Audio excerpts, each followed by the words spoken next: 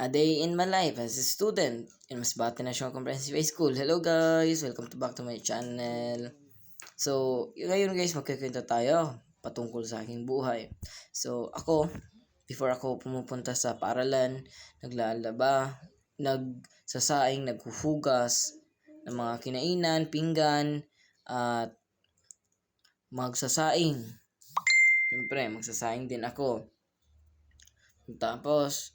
Tapos kung magsaing yan, nagtatakal ako ng tatlong takal ng bigas para ngayong araw.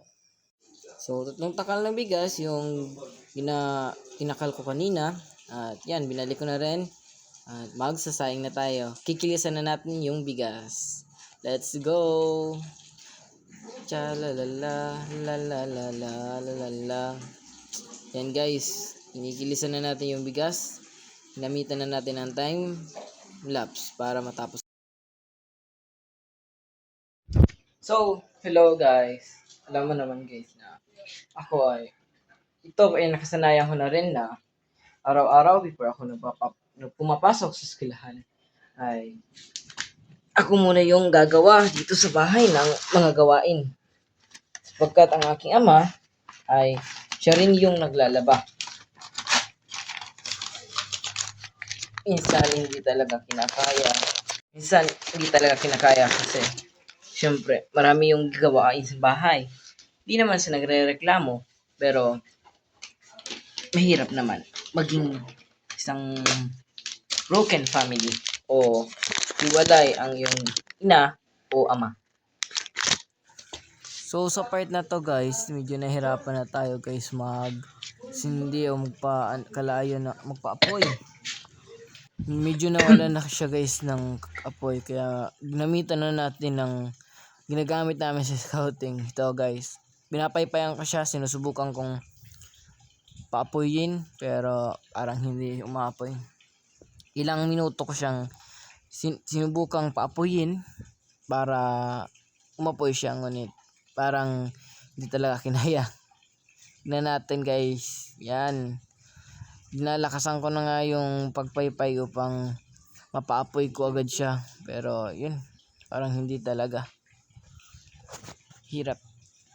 Yan, ginagamit ko na yung alam ko sa scout para magpaapoy, pero mahirap yan. Maya maya ay kukunin ko na yung papel na at yan yung ginagamit namin sa scout magpaapoy. Yan, ginagamit namin. Sinusubukan ko na magpa-apoy niyan.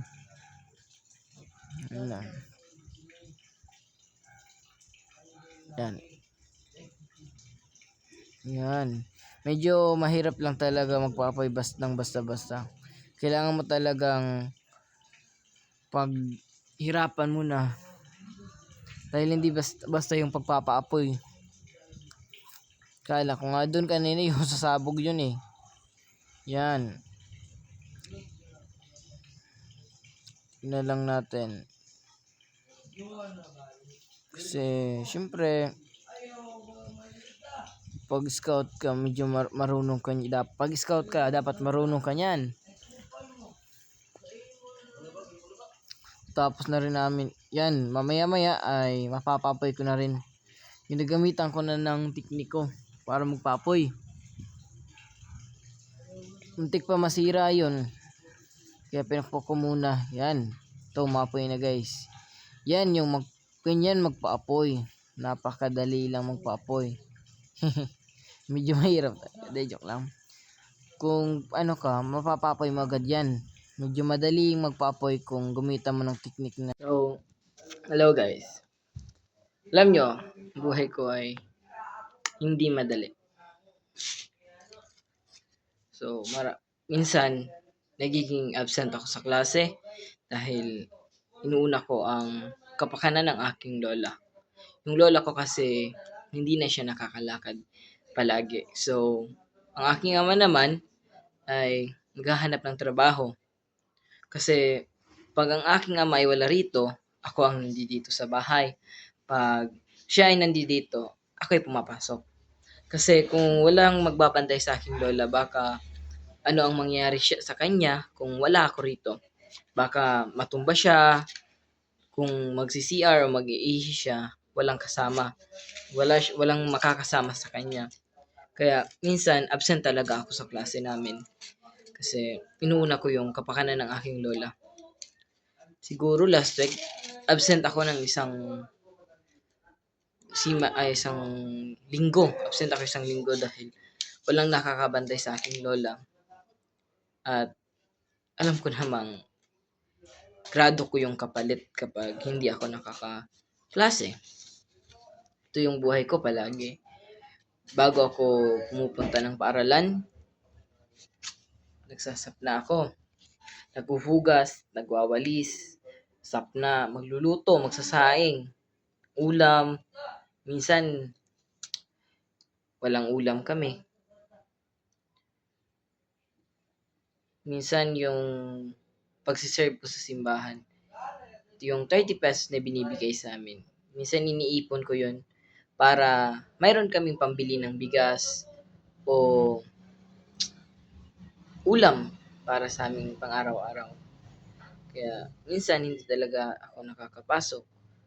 Minsan nagiging kuripot ako sa pera kasi inuuna ko naman yung sa bahay namin para lang may makain kami o may pang-ulam. So siya guys, ang lola ko. Yan ang lola ko guys. So, mamang hi ka na. Hello.